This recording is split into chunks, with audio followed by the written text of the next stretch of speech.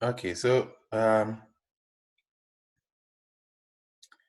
so now in organizations, there's organization structures.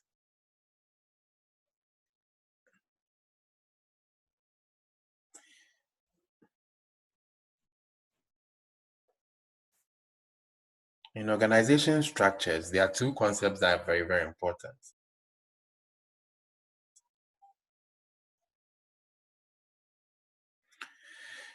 Centralization and decentralization.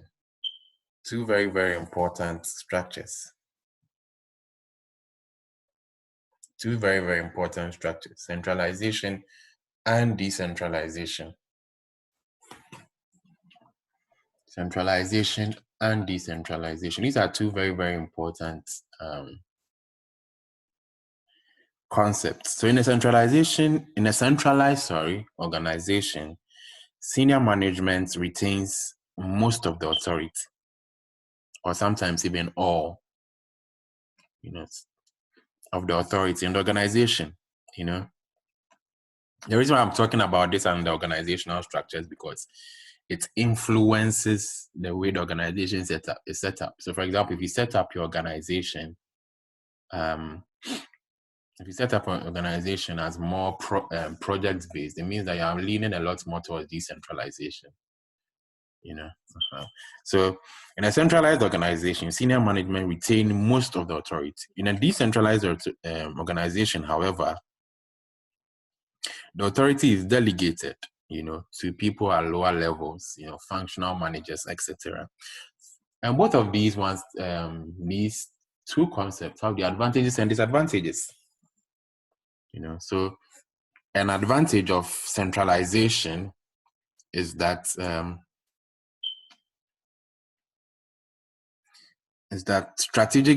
there's an argument that strategic decisions should be taken at the top.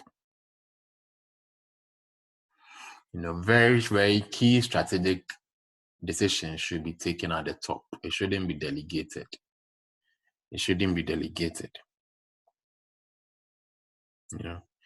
And that's it. If it's centralized, it is more, you can easily coordinate it. Some people also feel that a centralized organizational structure enhances faster decision making. Because when you delegate decisions, it will take a long time, go to lower level managers, comes to upper level managers, a whole lot of discussions and deliberations. But this one is a bit faster. It's a bit faster. It's just like what do you call it? Just like military rule versus democratic rule. In a military rule, the citizens are not consulted. In democracy is a bit different because you have a lot of people engagement. And in a crisis, it is sometimes easier to make important decisions centrally. And let's move on to advantages of decentralization. Advantages of decentralization.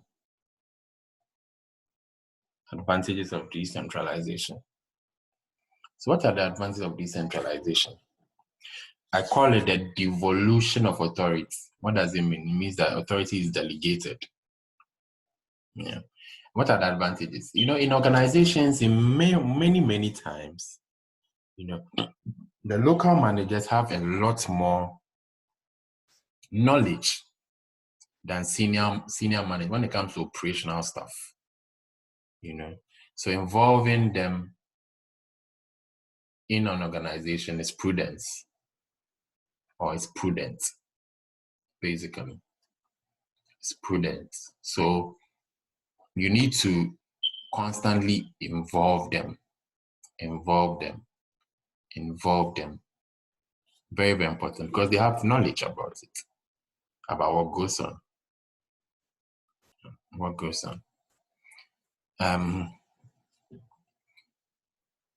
It also helps in terms of motivation. So people are a lot more motivated, when you involve them in the decision making. When you involve them in the decision making.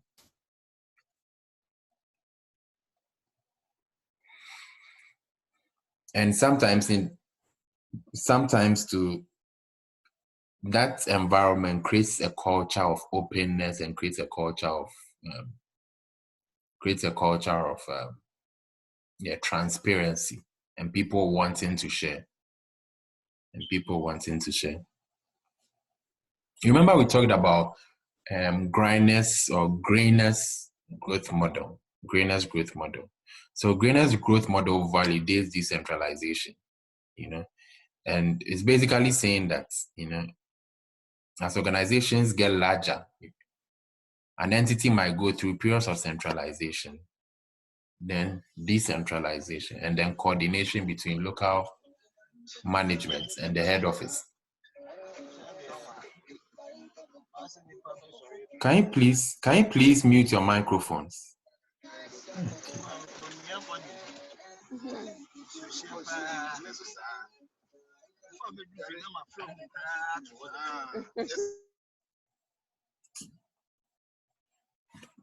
Yeah, so the Grainer's growth model understands that organizations go through certain growth phases.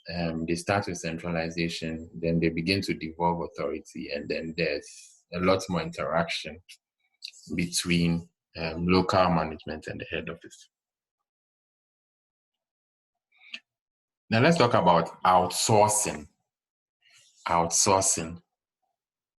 talk about outsourcing. I've talked about outsourcing when I was talking about virtual organizations. I should have probably added it to that slide. But basically, outsourcing is a situation where organizations do not conduct an operation on their own, but they outsource it to a subcontractor. They outsource it to another person who has a skill set to perform the task.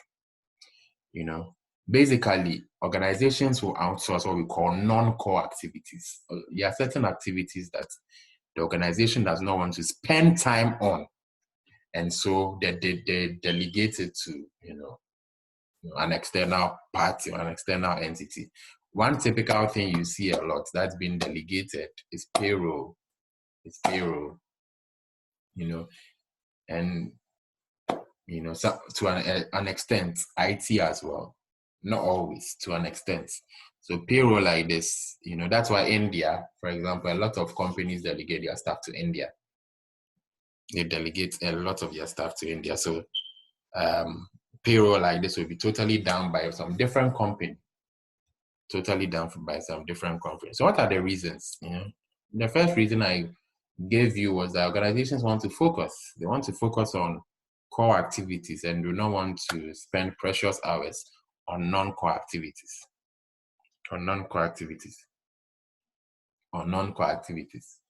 Very, very key. Very, very key. You do not want to spend, time is precious. You do not want to spend time on non-core activities. And sometimes the organizations will not have the skill sets within themselves, and so would want to focus, outside, look outside, and get somebody to help. Another reason why people outsource is the value the outsource company will bring. So if you assess the value that outsource company will bring and you feel like it will be added benefit to the firm, why not? You go for outsourcing. You go for outsourcing. Okay. What are some of the problems? The problems are, there are a lot of problems with regard to outsourcing. Number one is loss of control. So if you outsource to somebody, you lose control. So over what you want to do. Some people say it's better to do things yourself. So you lose control. You lose control, which is called, if something goes wrong, it could really, really hurt you. It could really, really hurt you. And another problem with outsourcing is that it's because you are dependent on another person, you need to have a strong relationship with the person. If you don't have a strong relationship with the person can screw you up, basically. You need a strong relationship in order to have successful implementation. Could be a problem. If you don't have a relationship with the outsourced supplier, that could be a huge problem. Another problem you have with outsourcing is loss of confidentiality. Loss of confidentiality. So sometimes when you outsource to another person, it means that your confidential information gets out to another person or another part. And sometimes organizations don't want that. And so they might not want to go that path of outsourcing. Yeah. So we look at, this is a model developed by Mr. Minsberg. Because it's the 5 building blocks for organizational configuration. Configuration is a fancy word for setup. How an organization is configured. Use config for configuration in IT. It's just how you set up the stuff, how you configure the stuff to work.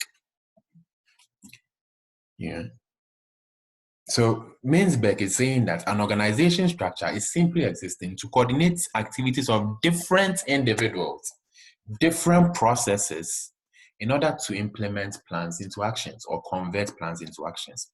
So it's basically saying that what a structure is supposed to do for an organization is to coordinate,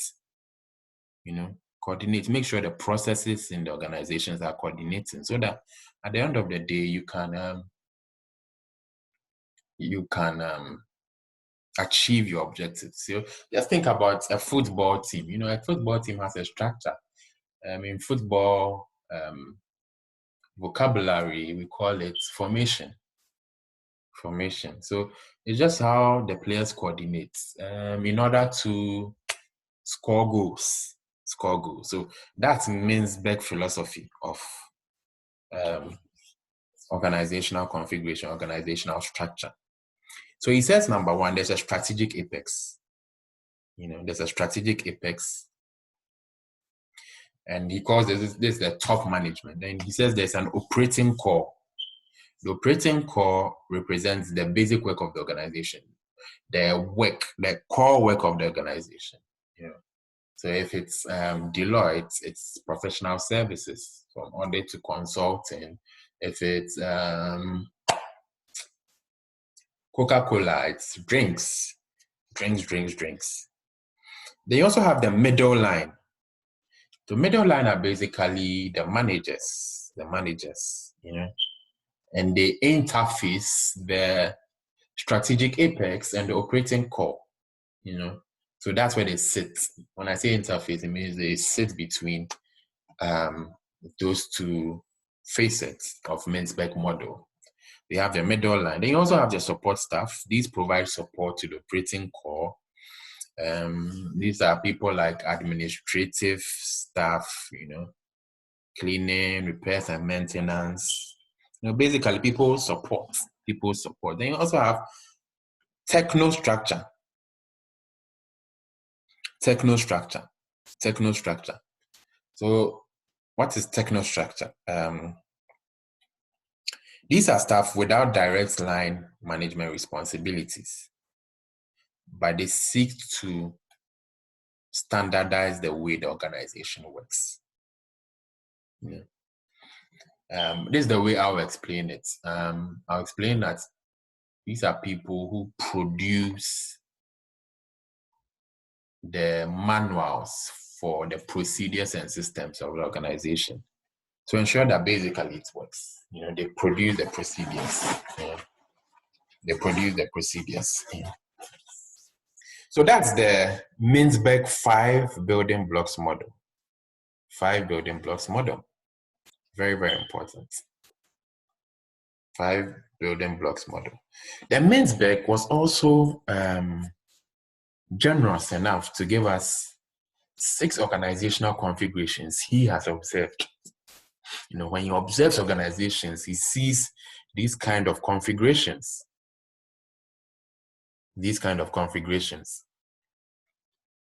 Number 1, he talked about what we call the simple structure.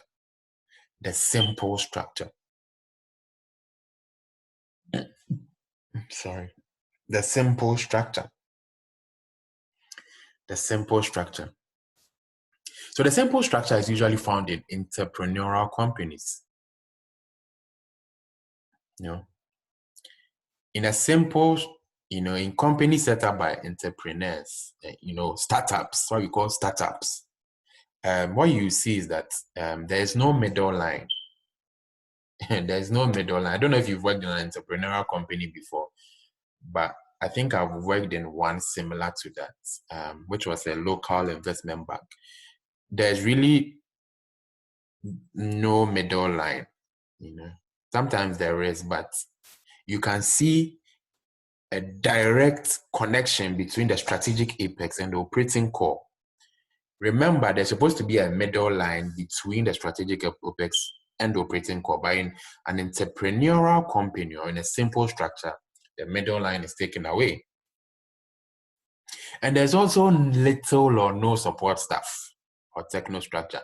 It typically happens in startups. And the strategic apex will usually be the owner or the director or some directors. It's a very, very flexible way of working. So sometimes you see in the company I work, sometimes you see a director walk down to a staff or something. It doesn't happen in your typical organization. In your typical organization, you won't see the CEO walk down to an analyst very often. It doesn't happen very, very often. So yeah. They also have machine bureaucracy. In a machine bureaucracy, the technostructure is kind of like the dominant force. The entity is controlled by a bureaucracy. There's a lot of red tapeism in the organization. Processes upon processes upon processes, And it is difficult for such organizations to adapt to change because they are so bureaucratic, so stuck in their ways that they are not able to change. That's a machine bureaucracy. Then you also have the professional bureaucracy, where in this case, the operating core is the dominant element.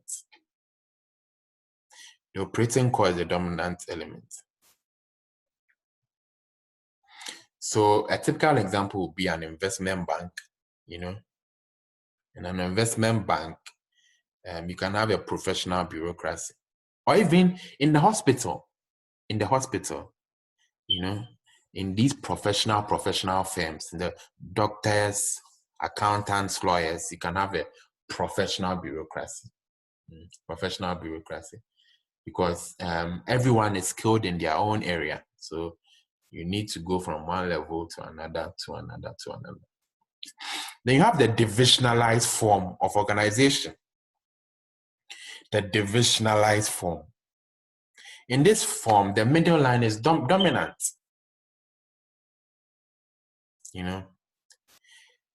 And there's a large group of powerful executives who are led by a divisional manager. The divisional managers can be very, very powerful. Very, very, very powerful. Very, very powerful. Then you also have an adhocracy. So in this type of organizational structure, you have it's a more complex and disorderly structure. Why? Because it uses, again, remember, the project-based kind of structure. It thrives in a complex business environment, which requires a lot of innovation, So there's no formal structure. It's complex, like what you have in a project-based structure. They also have another structure called the missionary organization. Missionary organization, where the members share a certain set of beliefs, so they are unwilling to compromise or accept change. So a missionary organization, a typical example, in my opinion, could be a religious organization. Could be a religious organization. So you can ask yourself these questions,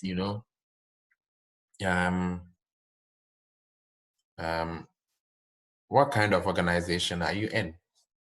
What kind of organization are you in? Yeah.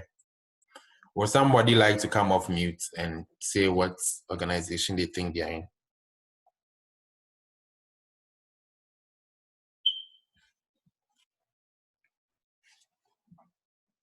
Looking at Minsberg's model, just trying to make it a lot more relevant. Otherwise, we can move on since our time is already far spent. Okay. Let's move on to evaluating strategic performance. So we move on to one of my favorite models, which is the balance scorecard. The balance scorecard is a model for evaluating strategic performance.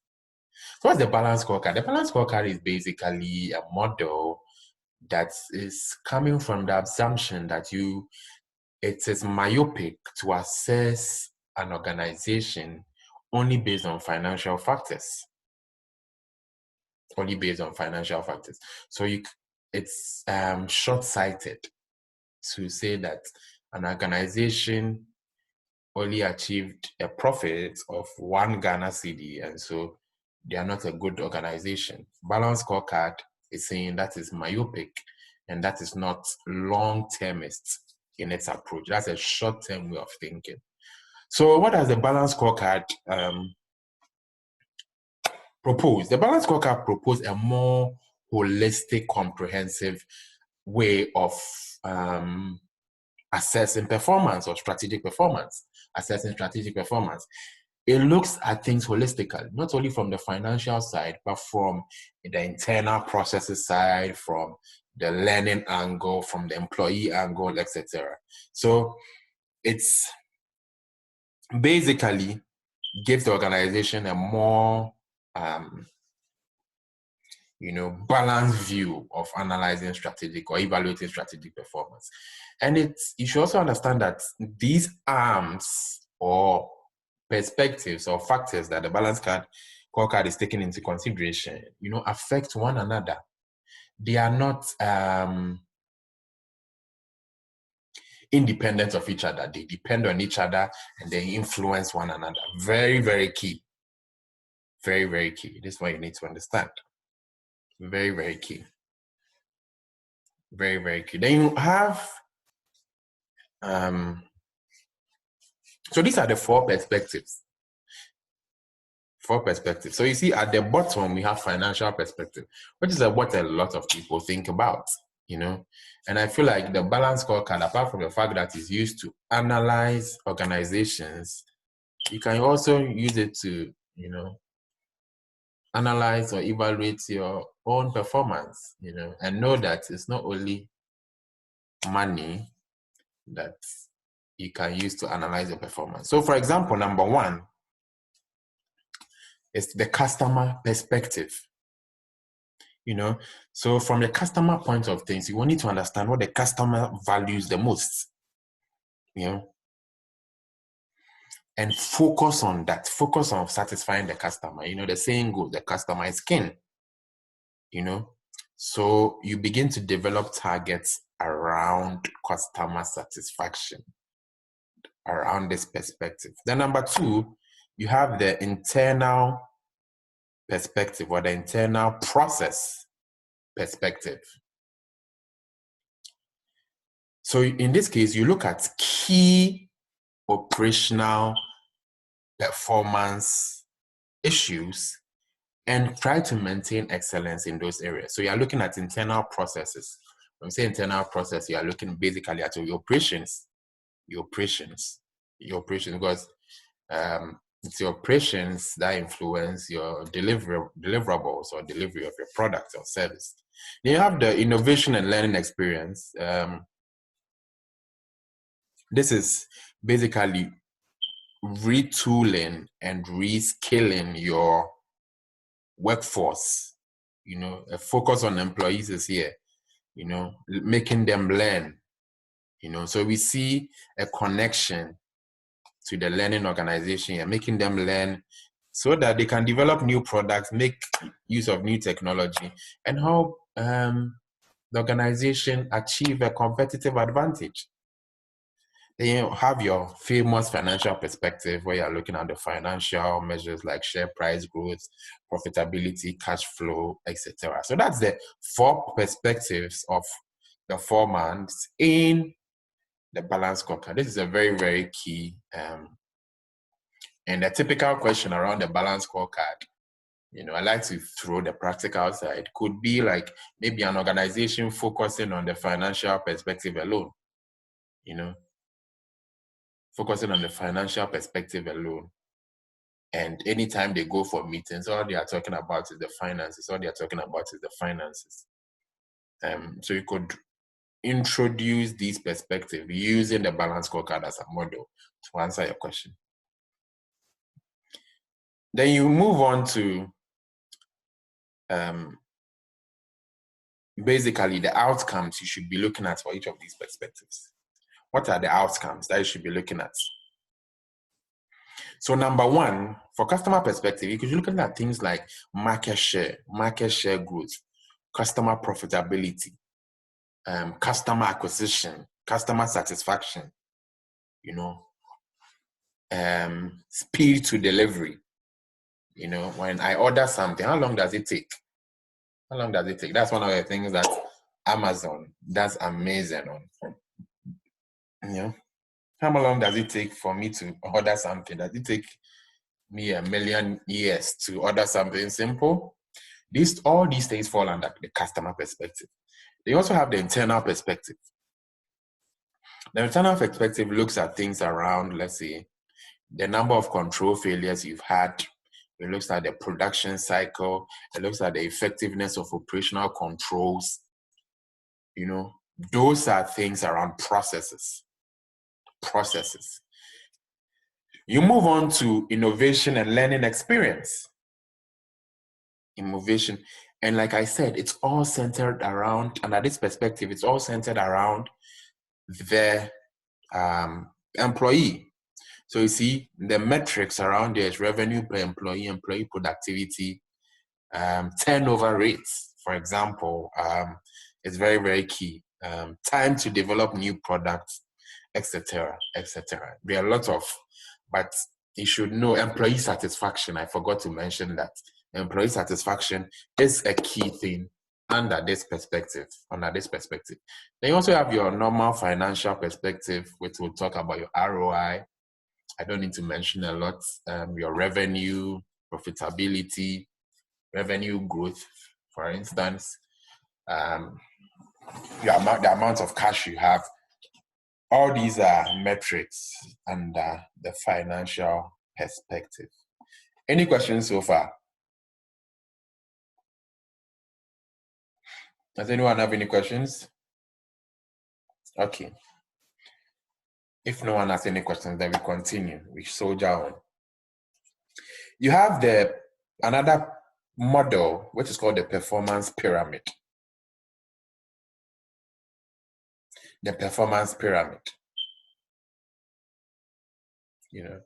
It's basically saying that performance can be seen in a pyramid or seen as a pyramid structure. So there are a lot of operational activities or operational targets. The way a pyramid looks like a triangle in a sense. So there are lots of operational targets that support high-level targets. So that's the concept of the performance pyramid. So operational performance, day-to-day performance, that's what influences performance at the top, basically. If what is happening down in the organization is not working, you have a problem. You have a problem. And this performance pyramid was developed by two people, actually, Lynch and Cross.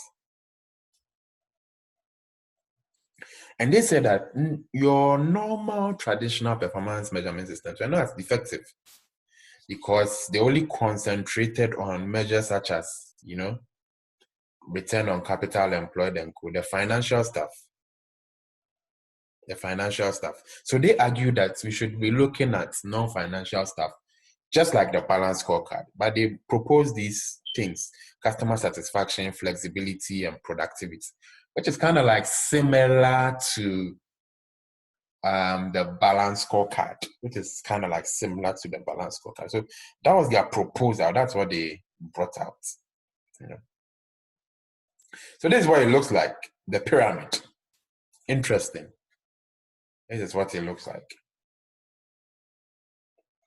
You see operations at the bottom, which is carrying everything. The corporate vision, which is a lot more strategic, is at the top. It's at the top. So that's what you call the performance pyramid. The performance pyramid. So how do you apply this?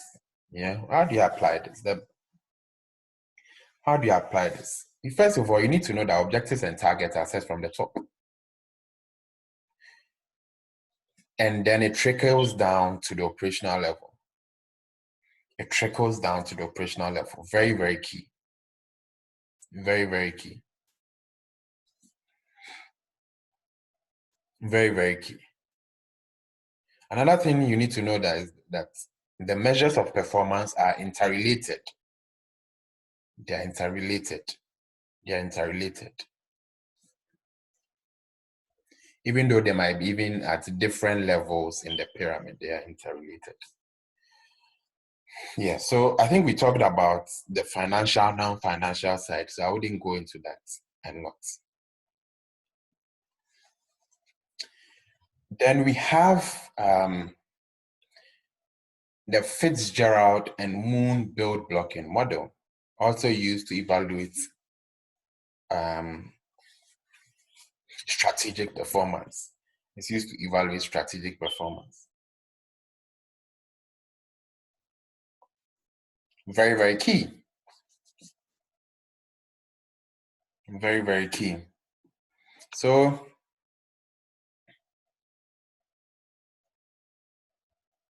what is the Fitzgerald and Moon board blocking model? It provides a framework for analyzing performance measurement systems, particularly in service industries. And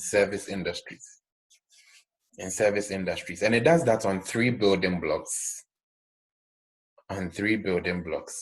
Number one is dimensions.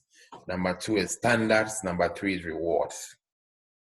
Number one is what? Dimensions. Number two is standards. Number three is rewards. So now, what are so first of all, let me explain dimensions.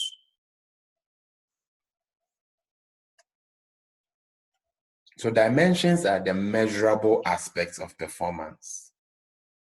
The measurable aspects of performance. So you have things like profit, measurable aspects of performance. Measurable aspects of performance. And it's also said, Fitzgerald and Moon concluded that there are 6 dimensions of performance measurements that link performance to corporate strategy. These are profits, competitiveness, quality, resource utilization, flexibility, and innovation. Now we move on to standards. What are standards? Basically, by standards, we mean